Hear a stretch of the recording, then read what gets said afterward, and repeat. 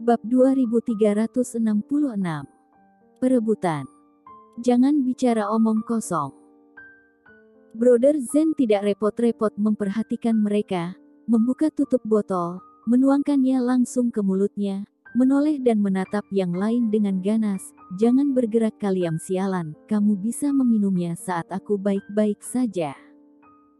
Si bocah tua memandang mereka, dan berkata bahwa bajingan ini benar-benar lebih setia pada satu sama lain. Zen meminumnya.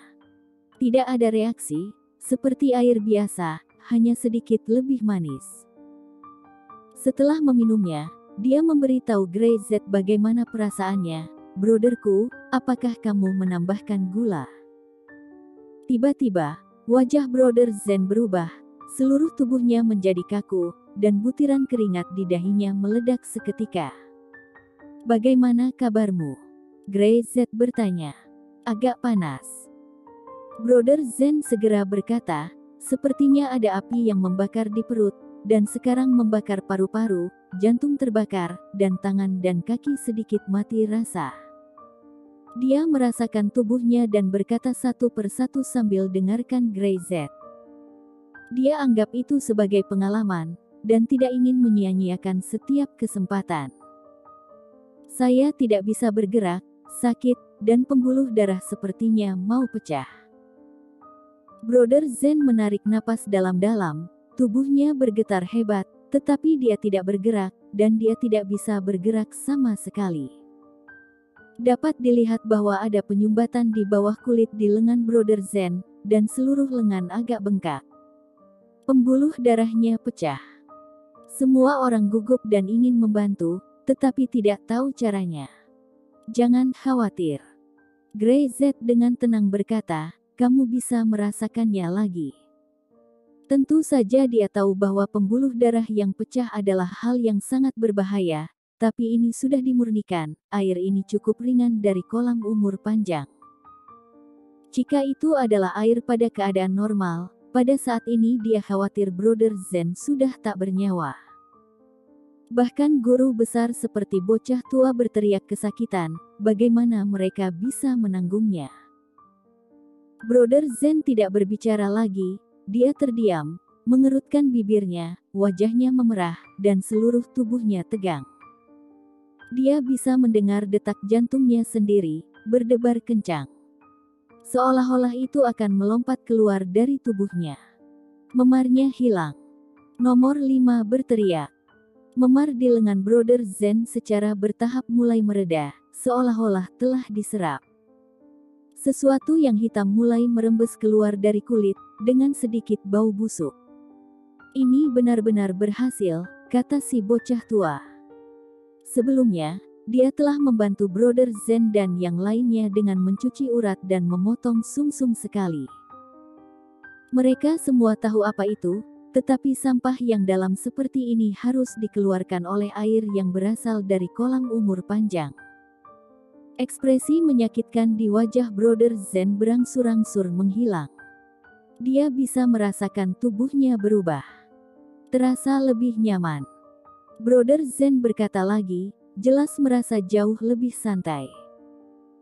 Dia memandang Grey Z, saya merasa bahwa pembuluh darah memperbaiki diri mereka sendiri, dan ada aliran panas yang konstan di anggota badan dan tulang, menyebar ke seluruh tubuh saya, memperbaiki area yang rusak.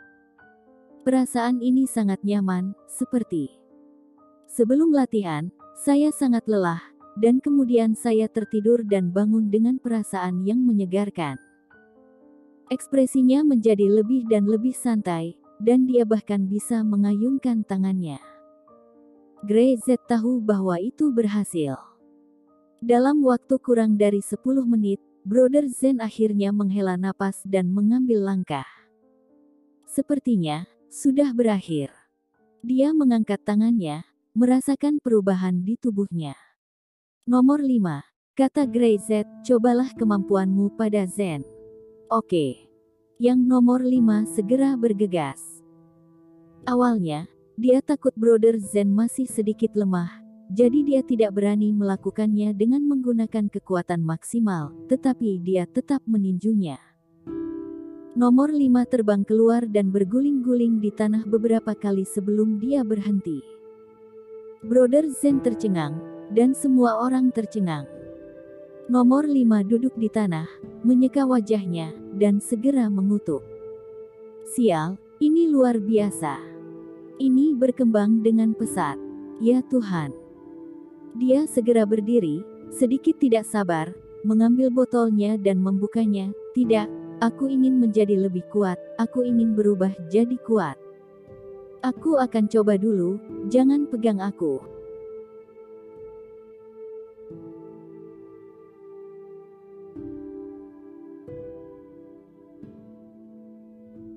Bab 2367. Transformasi. Kali ini, itu benar-benar tak ada kerendahan hati. Melihat bahwa Brother Zen memiliki efek yang begitu baik, tidak ada yang berdamai untuk ditinggalkan. Selama bertahun-tahun, mereka selalu seperti ini, ketika berbahaya, mereka berebut untuk menjadi yang pertama terluka, jadi mereka harus maju lebih dulu. Pada saat seperti itu, tidak ada yang ingin tertinggal dari brother-brother mereka. Beberapa orang mengabaikannya, membuka botol, dan menuangkannya ke mulut mereka, karena takut mereka akan selangkah lebih lambat dari yang lain. Bajingan-bajingan ini. Si bocah tua tidak bisa menahan diri untuk tidak memarahi. Ayo satu persatu, jangan bilang, kalian tidak mau mendengarkan. Dia khawatir akan ada kecelakaan, tetapi orang-orang ini keras kepala dan bahkan sulit mendengarkannya sedikit. Ketika ada bahaya, berlomba bergegas ke depan, dan sekarang harus bersaing, dan satu persatu mati-matian. Di mana nomor 5 dan yang lainnya peduli tentang ini, mereka membuka botol dan meminumnya, dan kemudian menganggapnya serius, jika tidak mereka akan ceroboh. Lagi pula, hal ini berisiko, dan tidak ada yang berani ceroboh, jika kekuatannya tidak meningkat, tetapi kehidupan yang direnggut, itu akan memalukan. Grey Z dan si bocah tua juga waspada dan tidak berani menganggap enteng. Bahkan meski air di kolam panjang umur dimurnikan, itu masih sedikit berbahaya, dan mereka tidak berani gegabah. Brother Zen berdiri di samping, tidak peduli bahwa dia belum menstabilkan kondisi fisiknya, dia juga melindungi nomor 5 dan yang lainnya untuk memastikan bahwa mereka tidak dalam bahaya. Dalam sesaat, seseorang mulai bersenandung, dan mereka ingin menahannya, tetapi rasa sakit seperti itu, meski pria besi seperti mereka, tidak bisa menahan diri untuk tidak berteriak, itu sudah cukup untuk melihat rasa sakit seperti ini mengerikan. Satu demi satu jeritan mengikuti, dan si bocah tua tidak bisa menahan diri untuk tidak memarahi. Aku bilang tadi, lakukan satu persatu, sekarang apa yang kamu teriakkan? Tapi kali ini, tidak ada yang mendengarkannya. Rasa sakitnya tak tertahankan bagi orang biasa. Nomor 5 ingin meratap, tetapi dia bahkan tidak memiliki kekuatan untuk berbicara. Di dahinya, butiran keringat mengalir. Bocah tua itu mengatakan semuanya, berjalan ke nomor 5, melihat dengan serius, memastikan bahwa hidupnya tidak dalam bahaya, dan kemudian pergi ke yang berikutnya. Ada juga kekhawatiran di matanya, nomor 5 dan yang lainnya bisa melihatnya. Waktu berlalu menit demi menit, dan semua orang menahan napas, tidak berani gegabah. Sampai semuanya tenang, ada bau samar di udara. Semuanya berhasil, semua orang aman, kata Grey Z.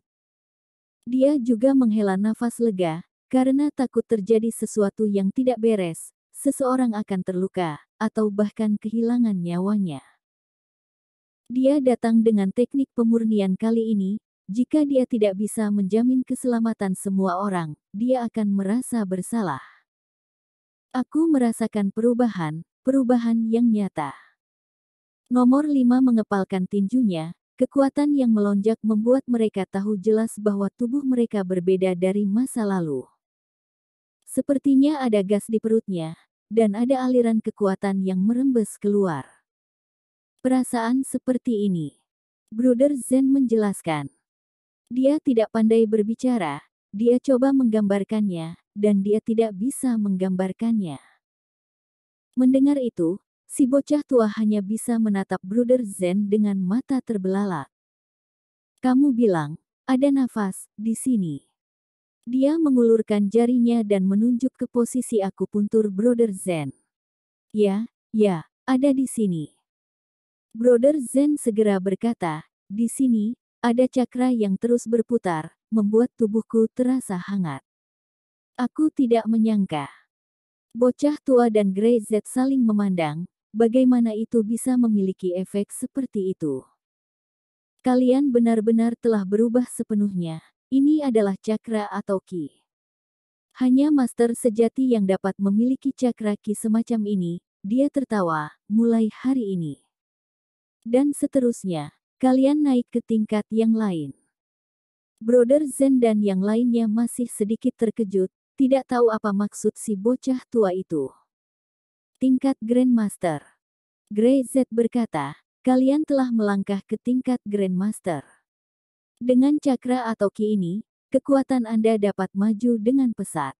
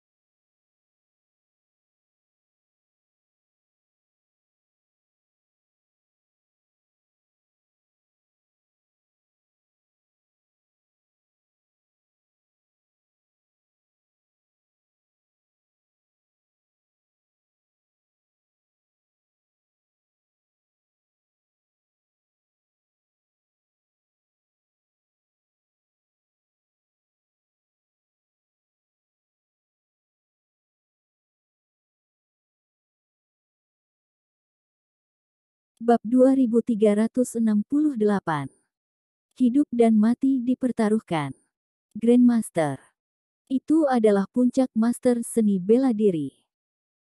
Di lingkungan saat ini, hanya ada segelintir orang yang bisa menjadi Grandmaster, di sebuah kota, khawatir tidak ada satupun, dan kelompok orang ini telah menjadi Grandmaster. Bahkan, Grey Z berkata, ini baru permulaan, apakah mereka akan membuat kemajuan pesat? Ini seperti belenggu telah dirusak, dan jalan di depan menjadi sangat mulus. Itu artinya kita punya kesempatan untuk menjadi sekuat dirimu. Brother Zen bertanya sambil menyeringai. Secara teoritis, memang begitu. Grey Z tidak mengurangi rasa percaya diri mereka. Selain itu, ini bukan hal yang mustahil sejak awal kekurangan bakat, dan sekarang meminjam air dari kolam panjang umur, telah menutupi sebagian besar kelemahan.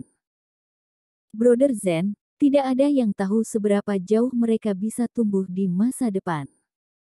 Mungkin. Orang selalu punya mimpi. Mendengar kata-kata Grey Z, mereka semua bersemangat, itu seperti kehidupan baru. Terima kasih kakak.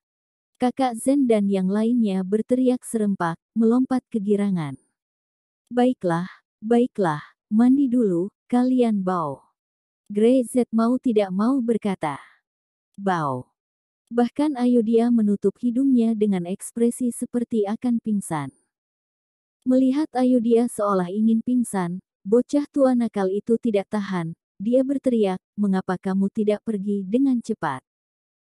Kalian telah mengejutkan kakak seperguruanmu, aku akan memukul kalian sampai mati. Masih pilih kasih. Brother Zen dan yang lainnya tertawa dan berlari kembali ke asrama untuk mencuci. Selanjutnya, Mereka yang terbangun. Grey Z menarik napas dalam-dalam.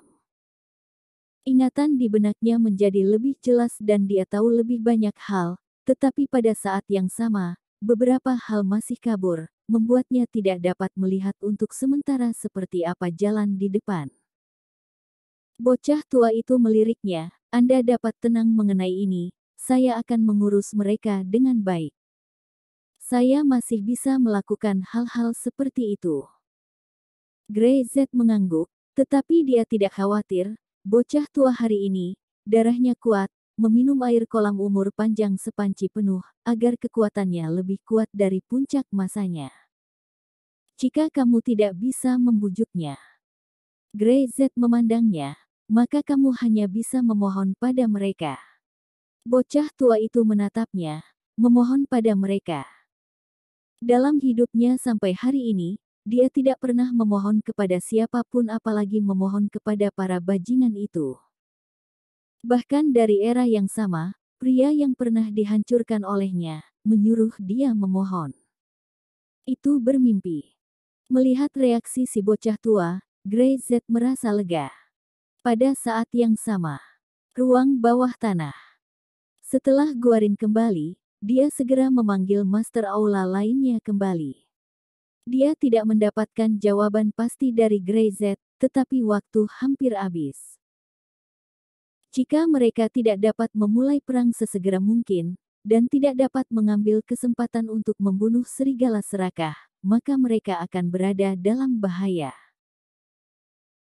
Grey Z itu tidak mudah untuk diajak bekerja sama, tidak mudah untuk ditangani, kata Guarin langsung. Kita harus menemukan cara untuk membiarkan dia mengambil inisiatif untuk mencari kerja sama kita, jadi kita membutuhkan kalian untuk mengambil tindakan. Bukankah kamu mengatakan bahwa kamu bisa mengatasinya? Luyang, Master Aula ke-9, tertawa, jelas-jelas mengejek kepercayaannya pada Guarin. Peduli tapi tidak peduli. Aku bisa melakukannya, tapi butuh waktu, dan siapa yang akan memberiku waktu? Jangan buang waktu, semua orang berada di kapal yang sama, jika kapal terbalik, tidak ada dari kita yang bisa melarikan diri. Guarin mencibir, sejauh yang aku tahu, kita tidak tahu apa yang sedang dicari oleh Raja Iblis saat itu, tetapi kamu pasti tahu sesuatu, kan? Dia memandang tampang, kepala aula kata.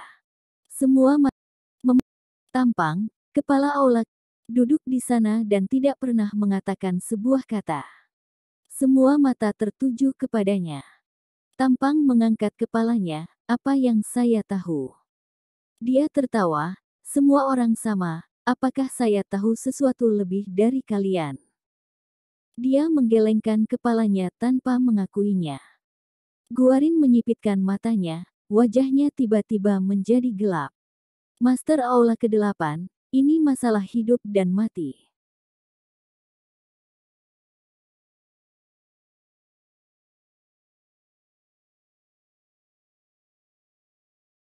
Bab 2369.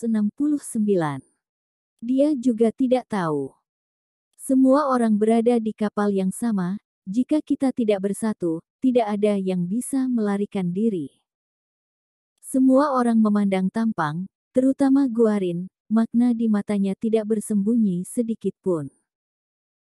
Kita semua hidup dan mati bersama, tidak ada yang perlu dikatakan sekarang, bahkan jika kamu tidak peduli apakah kita hidup atau mati, tetapi kamu tidak ingin kehilangan nyawamu sendiri, kan? Guarin berkata dengan ringan, Master Aula ke-8, bicaralah. Tampang melirik Guarin dan diam-diam berpikir, orang ini memang tahu banyak hal, dan dia sangat gila. Dia bertekad untuk membunuh serigala serakah, menggantikan Raja Iblis, dan menjadi penguasa bawah tanah ini, tetapi dia tidak tahu bahwa bahkan meski Raja Iblis hampir jatuh, dan dia kehilangan sebagian besar kekuatannya, tetapi dia masih luar biasa kuat. Yang lain tidak tahu, bagaimana mungkin Tampang tidak tahu. Tapi dia juga tahu bahwa dari membuat pilihan, bekerja sama dengan Guarin dan mereka untuk melawan serigala serakah, hanya ada dua hasil. Entah serigala serakah mati, atau mereka mati.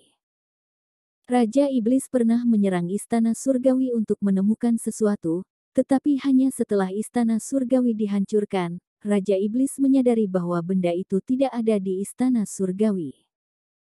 Tampang berkata, saat itu istana surgawi hancur dan bawah tanahnya hampir lumpuh. Jika bukan karena Raja Iblis yang mempertahankan sebagian dari kekuatannya, kita sudah mati sekarang. Guarin tersenyum dan tidak mempedulikannya.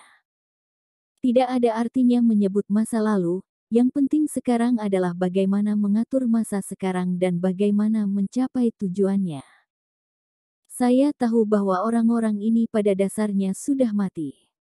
Masih ada dua penguasa aula tua, tetapi sekarang mereka masih di balik pintu tertutup. Jika Anda bertanya tentang urusan dunia, bahkan jika Anda pergi ke mereka, mereka tidak akan memberi tahu Anda. Kata Tampang langsung.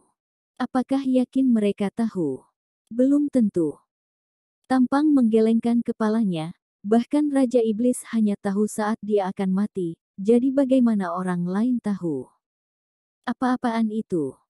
Guarin tidak sabar dan tidak bisa mendengarnya pergi seperti ini. Kamu mengatakannya secara langsung, ada apa sebenarnya? Aku tidak tahu. Tampang menggelengkan kepalanya, aku benar-benar tidak tahu apa itu, aku khawatir itu iblis itu sendiri tidak tahu, dan aku tidak tahu sekarang. Mereka semua menebak bahwa iblis saat ini namanya adalah serigala serakah, meskipun jiwanya memiliki bagian dari iblis, tetapi faktanya, seseorang telah berubah, dan mereka tidak yakin apakah serigala serakah akan tahu, dan apakah Raja Iblis mendapat petunjuk dari Istana Kayangan pada saat terakhir. Kamu tidak tahu. Guarin menyipitkan matanya, sepertinya Raja Iblis juga tidak tahu. Apakah kamu yakin? Luyang, penguasa 9 aula berkata. Apakah kamu yakin Raja Iblis tidak tahu?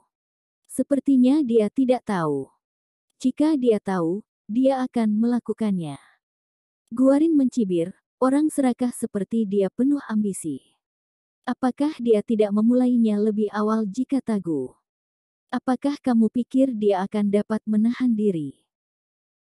Dia menduga bahwa serigala serakah tidak tahu, dia tidak memiliki ingatan ini, dan bahkan Raja Iblis sendiri, sebelum dia meninggal hanya tahu bahwa Istana Kayangan tidak memiliki apa yang diinginkannya, tidak tahu di mana barang yang diinginkannya. Ini bukan lelucon. Luyang menggelengkan kepalanya, jika kamu tidak hati-hati, kamu akan mati. Dia tidak ingin mengambil risiko. Jika serigala serakah tahu bahwa mereka bermain trik di depan serigala serakah, itu pasti akan mencari kematian. Bahkan Tampang menggelengkan kepalanya. Apakah kamu masih punya pilihan?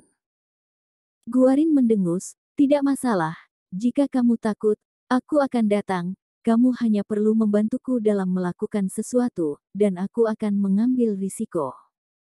Paling depan, dan masalah waktu, saya mengambil juga. Ekspresi semua orang tiba-tiba berubah, tetapi tidak ada yang bisa dikatakan. Guarin mengambil risiko dan mempertaruhkan nyawa mereka. Mereka tidak berani mengikutinya. Mereka benar-benar tidak punya apa-apa untuk dikatakan. Meski begitu, mereka tetap tidak mau mengambil risiko dengan Guarin. Itu terlalu berbahaya.